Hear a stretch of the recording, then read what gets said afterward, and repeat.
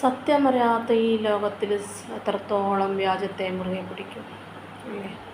നമ്മുടെ ഓരോ ജീവനും നമുക്ക് ചോദ്യചിഹ്നമാണ്.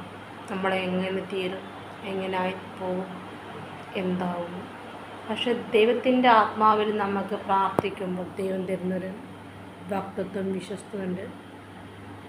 ദൈവത്തിന് കീഴ്പ്പെട്ട് നമ്മൾ ജീവിക്കുമ്പോൾ നമുക്ക് ദൈവം തരുന്ന വഴികൾ, അനുയോജ്യമായ വഴികൾ തരുമ്പോൾ ദൈവസ്നേഹത്തിൻ്റെയും സമാധാനത്തിൻ്റെയും ജീവിതത്തിലേക്ക് നമ്മൾ കടത്തുവാൻ, നമ്മുടെ ജീവിതത്തിലേക്ക് പുതിയ ചുവടുകളെ ഉറപ്പിക്കുവാൻ, നമ്മുടെ കുഞ്ഞുങ്ങൾക്ക്, നല്ല ഭാവികൾക്ക്, അവർക്ക് തലമുറകൾക്ക് അനുകൃതമായ എന്നും ജീവിക്കുന്ന ദൈവം, പരിശുദ്ധനായ കർത്താവ് നാമത്തിൽ നമ്മൾ സന്തോഷമാണ്, സമാധാനമാണ്.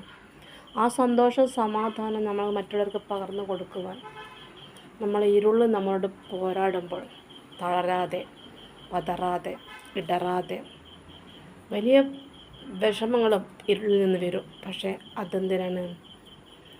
നമ്മുടെ ചിന്ത ഈ നിമിഷം ബലഹീനതമാണ്.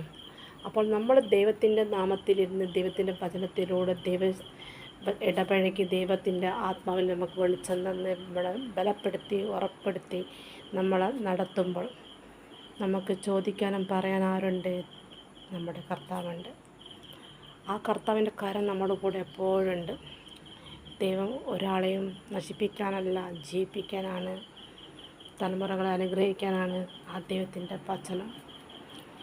സ്നേഹത്തിൻ്റെ ഒഴുകുമ്പോൾ എന്നും എപ്പോഴും നിങ്ങൾ ദൈവത്തിലൂടെ ജീവിക്കണമെന്ന് ആഗ്രഹിക്കുന്ന നമ്മൾ ഓരോരുത്തർക്കും അങ്ങനെ ആവട്ടെ എന്നും, സമാധാനവും സന്തോഷം കിട്ടട്ടെ എന്നും, തലമുറകൾ അനുഗ്രഹമായി ഉണ്ടാവട്ടെ എന്നും എല്ലാം ദൈവത്തിൻ്റെ നാമത്തിലൂടെ നമ്മൾ ഏൽപ്പിച്ച് പ്രാർത്ഥിക്കുന്നു. ആ വഴിയൊരുക്കുന്നവരാണ് നമ്മുടെ കർത്താവ്. ദൈവം ഒരു വാക്യം പറഞ്ഞിട്ടുണ്ട്, ലേവ്യ പുസ്തകത്തിലെ 19:16 വാക്യം. എന്താണ് പറഞ്ഞത്? ദൈവം പറഞ്ഞിരിക്കുന്നത്, ലേവ്യ പുസ്തകത്തിൽ ലേവ്യ എഴുതിയൊരു ലേഖനമാണത്.